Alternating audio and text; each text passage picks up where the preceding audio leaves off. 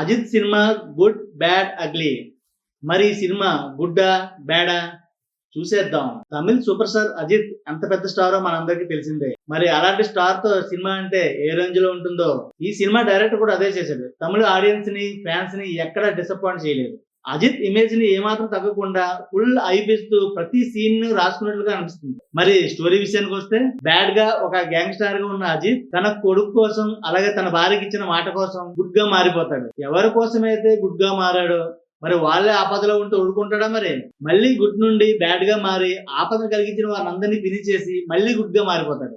ఈ సినిమా అంతా కూడా అజిత్ ఇమేజ్ ని హైప్ చేస్తూ స్టోరీ ఉంటుంది. ఎక్కువగా ఎలివేషన్ షాట్స్ పెట్టి అజిత్ ని చాలా స్టైలిష్ గా ఎనర్జెటిక్ గా చూపించాడు.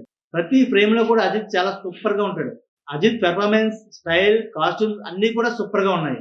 యాక్షన్ సీన్స్ బాగున్నాయి. తండ్రి కొడుకుల మధ్య ఎమోషన్ సీన్స్ ఉన్నా ఎక్కడ కూడా ఎమోషనల్ గా కనెక్ట్ కాలేదు.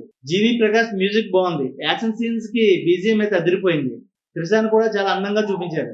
మైత్రి మూవీ మేకర్స్ ప్రొడక్షన్ వాల్యూ చాలా రిచ్ గా ఉన్నాయి. ఈ సినిమా తమిళ ఆడియన్స్ కి ఫ్యాన్స్ కి బాగా నచ్చొచ్చు. నాకైతే యావరేజ్ గా అనిపించింది. ఈ గుడ్ బ్యాడ్ అగ్లీ సినిమా గురించి ఒక్క ముక్కలో చెప్పాలంటే ఒక్క ముక్కలో చెప్పడానికి కానీ 2 ముక్కల్లో చెప్తాను.